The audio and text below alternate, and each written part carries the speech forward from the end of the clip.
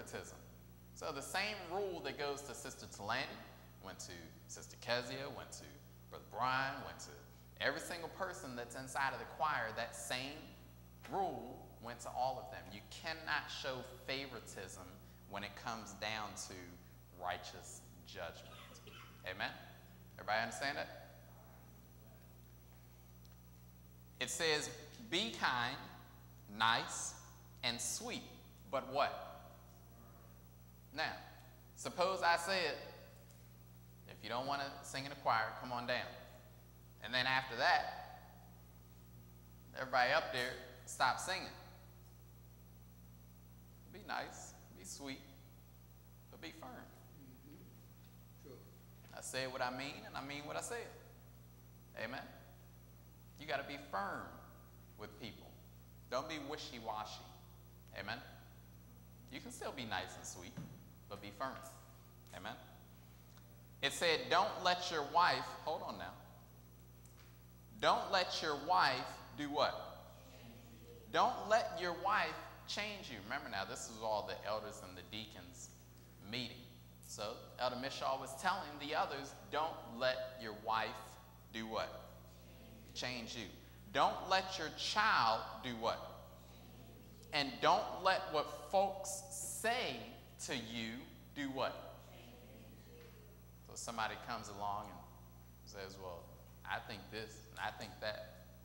There was a service that took place where several of the individuals who had just gotten or had previously been baptized and given their life to God wanted to give their life to God all over again because of actions that they may have done, or maybe a lack of knowledge or a lack of understanding that they had when they first got baptized or whatever it may be. So there was a whole bunch of people up here, gave the man his hand, God his heart.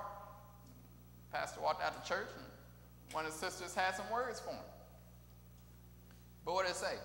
Don't let what folks say change you. People are always going to have something to say. When it comes down to you living a life that is righteous before the eyesight of God, somebody's going to have something to say. You better believe that. Somebody will have something to say. So as I said, don't let folks change you. For God never did what? Never changed. God never changes. As Deacon Oki says, Jesus Christ the same yesterday, today, and for how long? Forever. No change. It says, he is the same today, yesterday, and will be forevermore.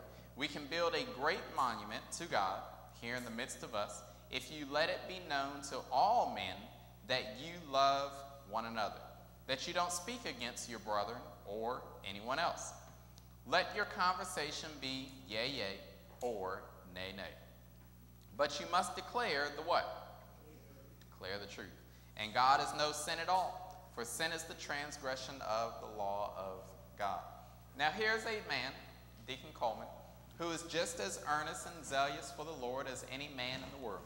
When I first went to Washington, his was the first home in which I stopped.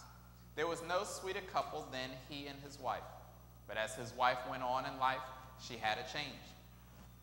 When women have a change in life, if you don't watch out, they will change your life. But women are given to what? Change. Emotion. Emotion.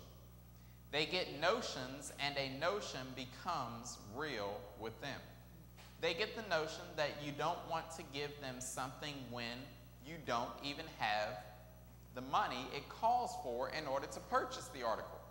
Nevertheless, it is just the same with them as though you had the money and would not give them whatever it was they want, whatever it is they want.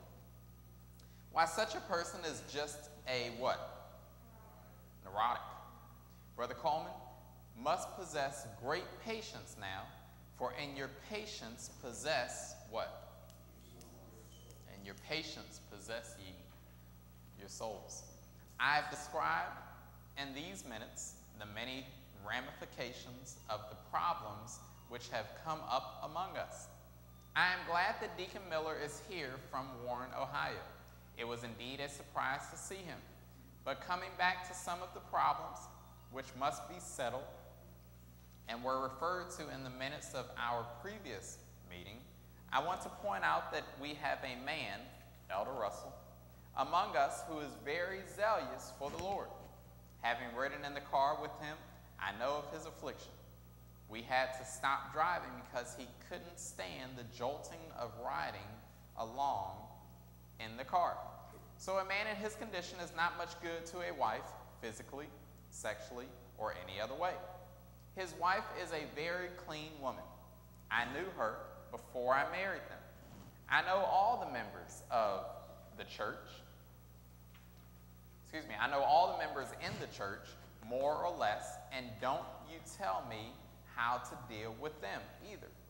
I deal with them as the Lord lead me. My job is to help people to be saved, and I'll do it if I can.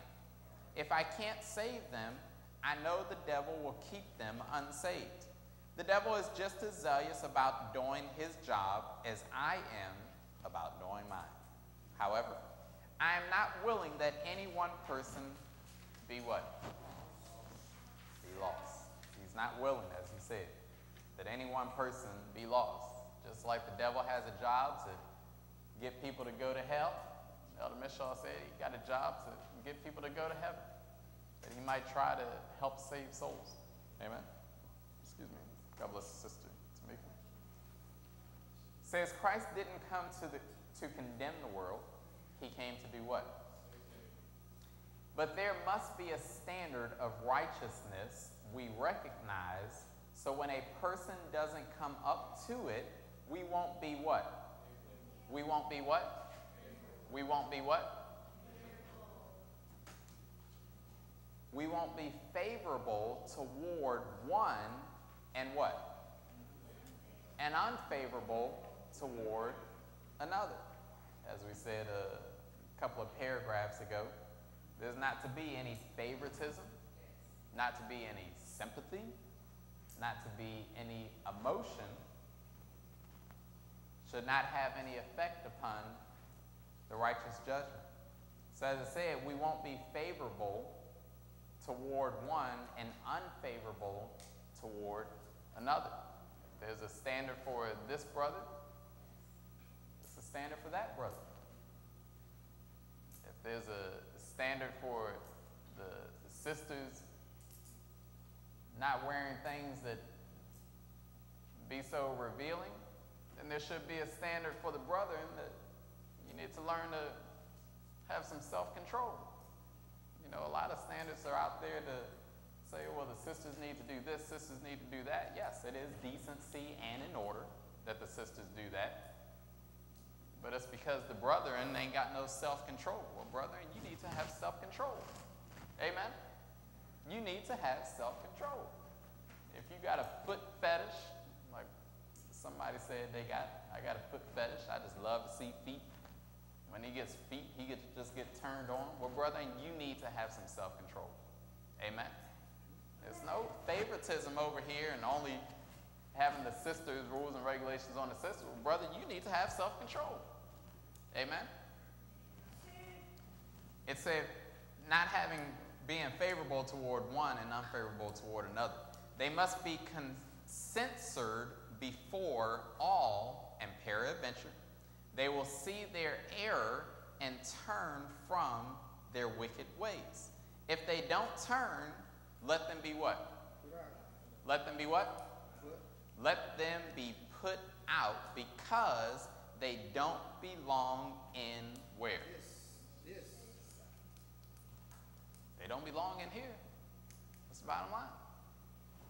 We are building a society for who? Building a society for Minister Dave? Building a society for Elder Howard? For God. Sister Francine's over there shaking her head. No, we ain't building no society for Minister Dave or Elder Howard. We're building a society for God, church. Amen?